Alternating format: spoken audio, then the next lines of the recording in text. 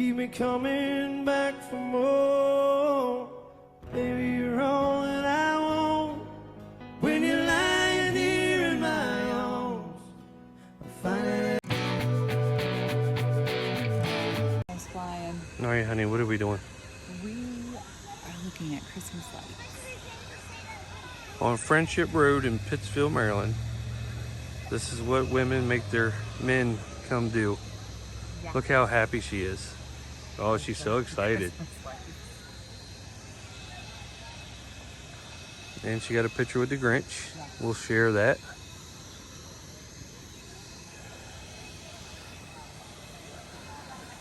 Santa. All right. Sitting here in front of the heater getting warmed up today. My brother's hunting. So he's supposed to come back and get the tractor and start push hogging. I changed the blades on the side mount. You can see how worn they are. Where are they at? Right there. Look at that. Them bad boys are worn. Now I don't know why they sharpen both sides, because they won't let you flip them over. They won't let you flip them over and actually use the other side. So I don't know why they sharpen them on both sides, but they do. So I'm gonna service the 9200 while we got her in here. I just went and picked the filters up today, this morning. So I'm gonna go ahead and service her, clean the cab out, grease her, that way she'll be done. Service her with the $1,300 50-gallon drum of oil from John Deere, because that's what oil costs now. And that's actually the only one we could find. So, get her serviced and done. I think there's a problem with the seat. The seat won't come up, so look at that, see if there's a wire pinched or something. So that's a job for today. I think my brother, when he gets out of the woods, he's gonna come get the side mount. We have 3 more farms to do across town. Go ahead and get them ditches cut. And just start doing little odds and ends stuff here in the shop before Christmas. We probably won't service anything else until after Christmas, but being she's in the shop, because we had to look at the seat, I'm going to go ahead and get her done. That way she'll be done that way. We don't have to pull her back out the rest of the year until we start ripping with her. So, and the videos are going to be slow because there's really not much going on, actually. So I'm just trying to find little stuff to do for half days, get everything done, and that's about it. So the videos are going to be slow. There's not much to video really, so other than just some shop work you'll be seeing. But greaser, I might throw a coat of wax on her while I got her in here. I don't know how motivated I'll get. It's Motivation Tuesday, but I'm not very motivated. But we'll at least go ahead and get her serviced, greased, checked over, and this tractor will be done until I hook the ripper up to her, and then we'll start maybe ripping some ground. I don't know if we're going to rip right now, or we might wait till before we start planting corn, rip, and then run over it with the turbo till to smooth it back out. And I feel like that works best, because when you rip, even though we got the closing wheels behind our ripper, it still pulls the ground up in the trenches do. And then when you go to plant it, it kind of throws, it doesn't really throw the tractor when you're planting, because she'll hold her line with the planter down. But when you go to spray it or dribble, I mean, it really throws that sprayer. So we found that it works best if you run over it with a turbo till after you rip it, and it smooths the field back out, even though you still got the trenches. And we always rip on an angle, and then I plant straight. You know, that way I'm not falling in none of my tire tracks or the seeds falling directly in the trenches. We rip on an angle, and then we'll turbo it straight and kind of get the humps out of it, and then I'll go ahead and plant it straight. So that works best. Last year we did a couple fields where we didn't turbo after, and it was a nightmare with the sprayer. So this year we're turboing everything, smooth it out, and that way it really works. And you still got the rip, trenches in there. You just smoothing the top layer out, about 1.5 inches with the turbo till. So that's the plan for today. See you.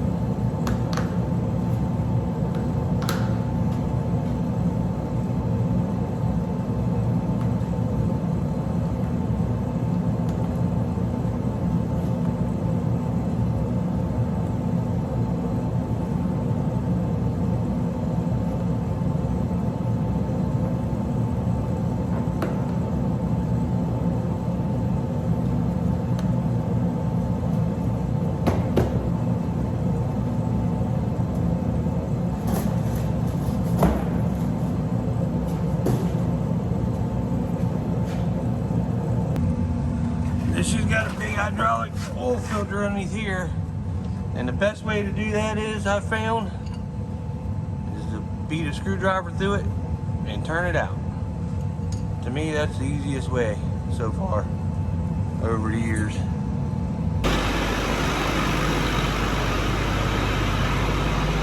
Alright, so I just got her serviced. Oil changed, filters changed. So I'm gonna reset the computer now back to 0. So I'll show you how we do that. Alright, so you go on the tractor to 0, 0.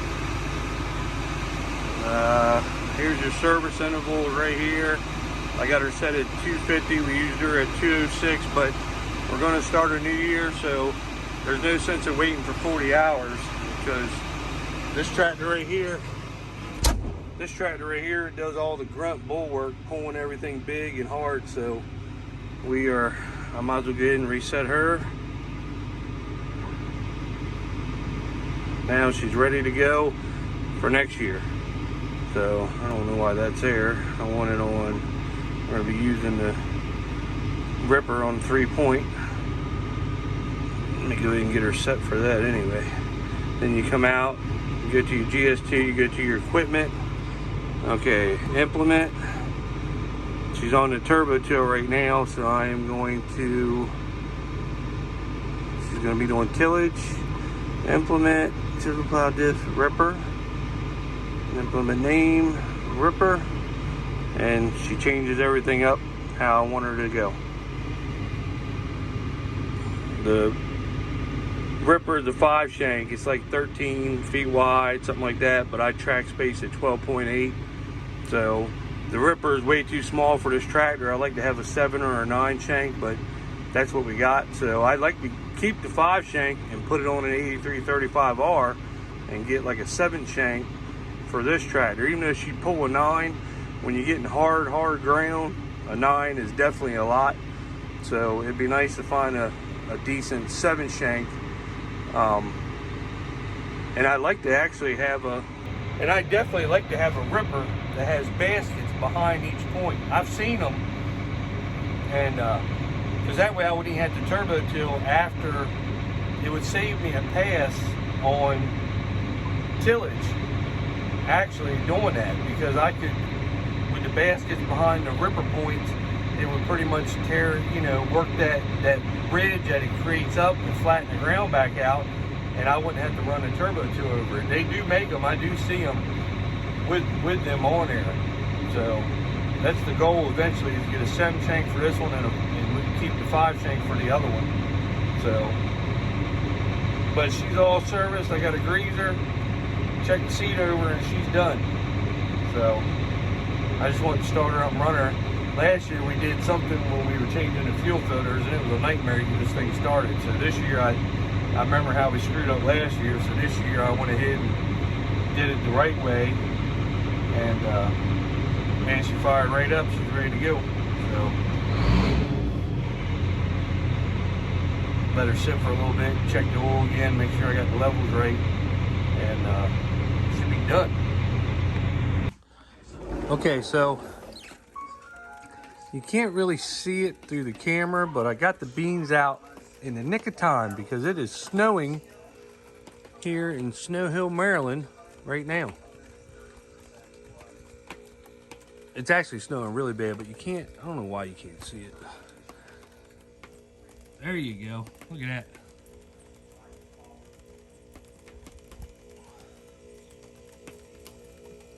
That's crazy. We never get snow this early.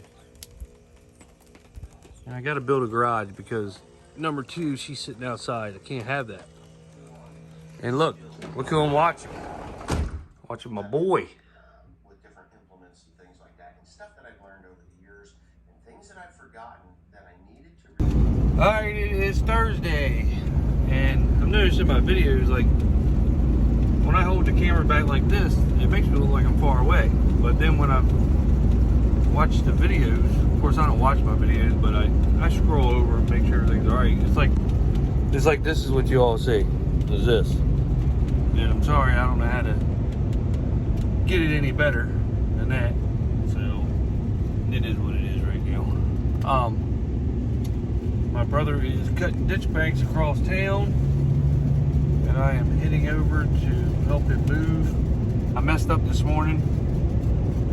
I hooked up to the fuel wagon to go put fuel in the tractor. Took it all the way across town. I thought I had fuel in it. I didn't notice. This tool picker's got a V10 in it, so she pulls pretty good regardless. And I went all the way across town. We hooked everything up. No fuel in the wagon. Now, granted, this is like, 10 miles, something like that. So it's not like it's right around the corner. So I had to come back, filled up fuel, went back, put fuel in the tractor, came back up. Update on the 9200 seat. Let me put y'all down here. I know it sucks. I'm a horrible YouTuber, and my little stand is starting to fall off. Checked on a seat. It's $4,400 that John Deere charges for a new seat, with all the parts for the air compressor and the bag, stuff like that,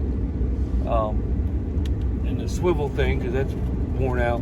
It is like $1,400. So I'm going to go that route. And they told me if they send me something that I can't use, that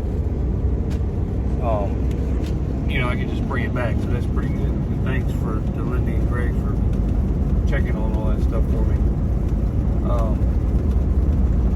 But I'm headed over to do this, so we're going to go that route. I haven't pulled it apart yet because if I need to get in the shop, I don't want the seat and all the wiring unhooked from it.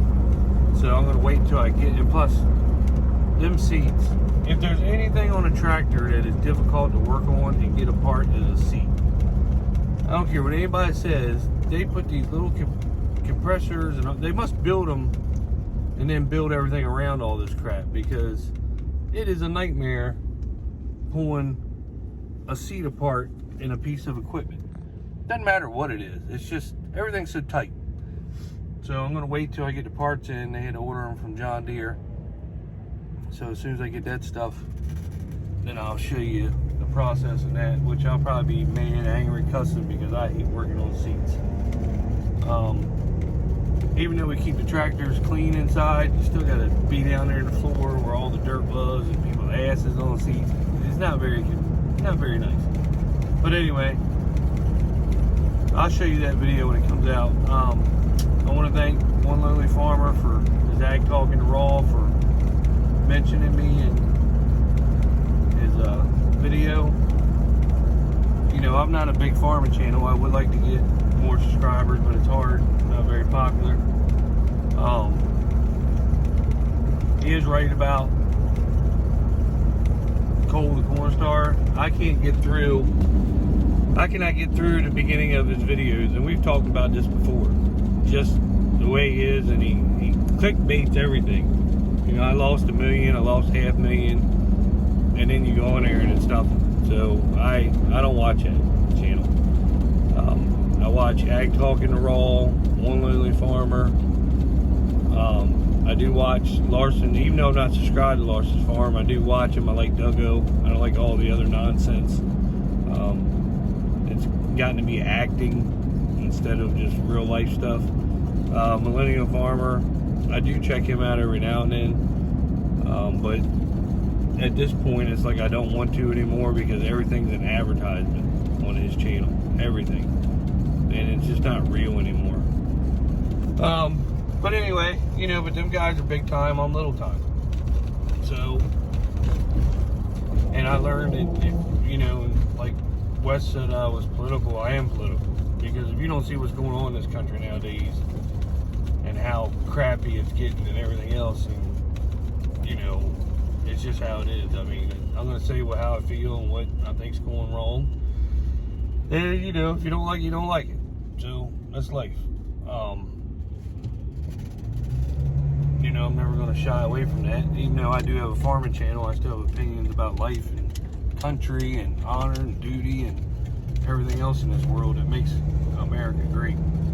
And America's not great right now because of who's in the presidency and who's running Congress and how they're just letting this country just crumble. And they don't care. That's what irritates me the most, is they don't care. See, I'm getting political here. so I'll stop. But anyway, Wes, One Lonely Farmer, he's the one that got me started. You know, I always put stuff on Instagram, Facebook,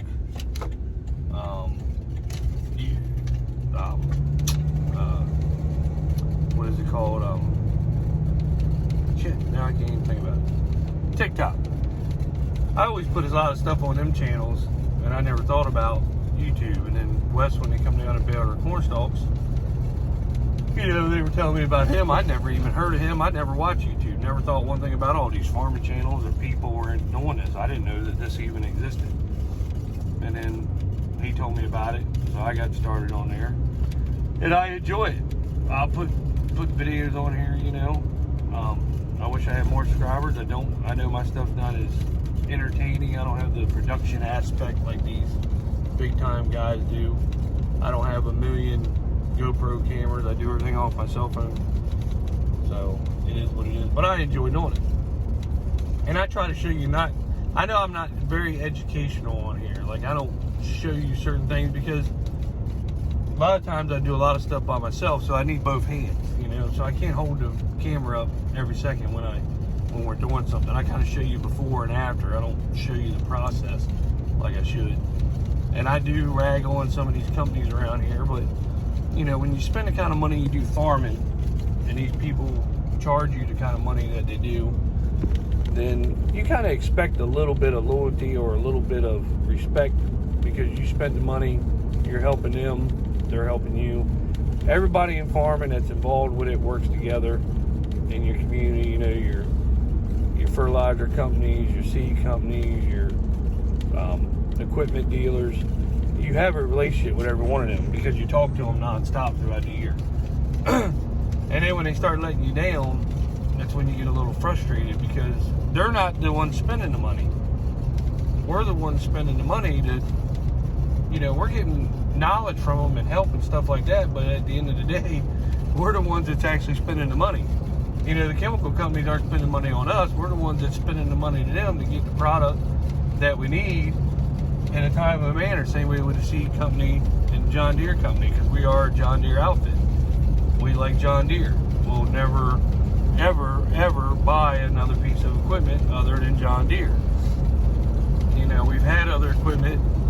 It's just not the same. It doesn't hold up. Nothing's as good, in my opinion. Everybody else likes what they got. But in my opinion, we've ran other equipment. We've had other equipment. And nothing's better than John Deere to us. To us, that's what we like. So, and you know, when you buy like we do from, you know, we don't buy brand new equipment, but we do buy a lot of equipment. We have been updating our older equipment, and we've actually gotten a lot of newer, nice equipment. So when you start buying something every year or 2 items a year and stuff like that, you want your John Deere dealership to treat you a little bit better, you know, than what they have been. You know, when you have a problem or you buy a piece of equipment, they're supposed to set it up, you want to just come out and do your freaking job. Set it up for me. I don't know anything about it. It's, you know, them guys go to class and they deal with it every day. You know, certain pieces like that drill, that was a new item to me. Totally different than the Great Plains drill we had. So, you know, just come out. Just show up and do your job. You know, that's all we want. And if you can't be there, then just tell me when you can be there. Don't say you can't be there and then never show up. You know, it's frustrating. So, but I have a lot of political views on here, and if you do me wrong, I will call you out on my channel. What other guys do on their channels is their business, but on my channel, I am going to say something. You don't have to watch, and if you watch and you don't like what I say, well, that's because you know you screwed up. So, I don't know, but I like doing YouTube. I want more subscribers. Yes, I would like to expand our operation and get more land, but around here where we farm, there's a million farmers, and there's not enough land to go around. And then you do have bigger farmers that got old money. You know, we're all self-made.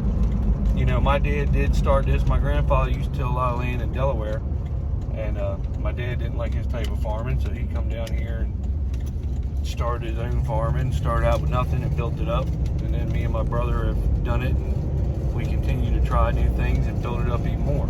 So it's not an I situation here, even though I'm the one that does the videos, and I might say it sometimes. It's a we operation. We all have certain jobs we do. You know, I do the plant spraying and the harvesting. My brother does the, you know, he gets the water, the chemicals. You know, he does the fertilizing. You know, the trucking. He does that aspect of it. He does more mechanicing than I do because he went to school for that. You know, he was in the Navy. He did things like that.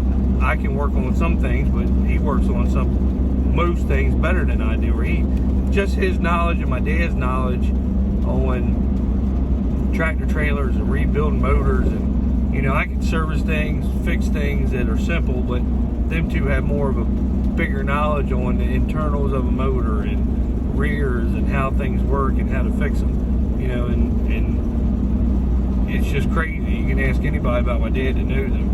He can fix anything, or if you have a problem, you can call and ask him, and he'll tell you how to fix it over the phone. I can't do that, you know.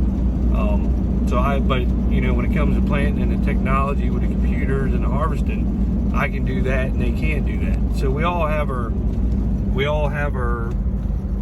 things that we do on the farm. You know, nobody does a better job than anybody else. We all do the stuff, and we get it done, and that's just how it works. It works good for our operation.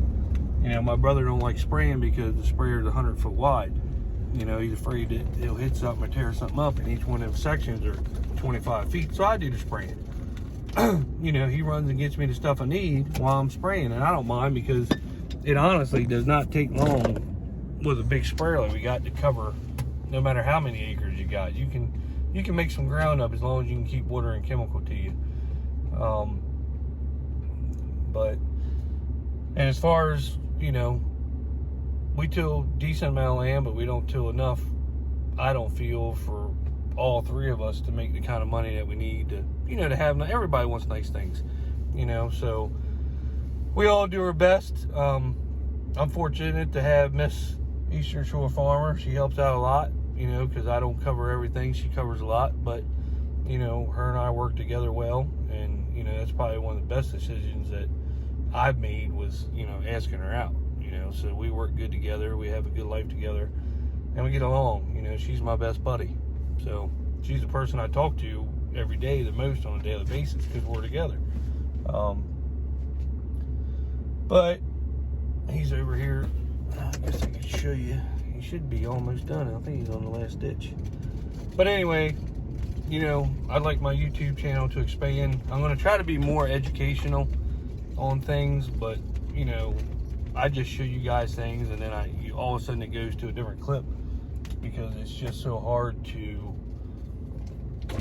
hold a camera and work on something or do this or do that, you know, by myself. So I'll try to be a little bit more educational and show you things, but rest of the year we're not really doing too much other than it's going to be clean up and servicing things because we don't have maybe 2 more farms to finally get done ditching, and we'll be done with that too. So get all this done and start showing you things like that. But anyway, shout out to One Lonely Farmer for mentioning me. I certainly do appreciate it, and he's a good guy. Go subscribe to him, One Lonely Farmer or Ag Talk in the Raw. So see you later.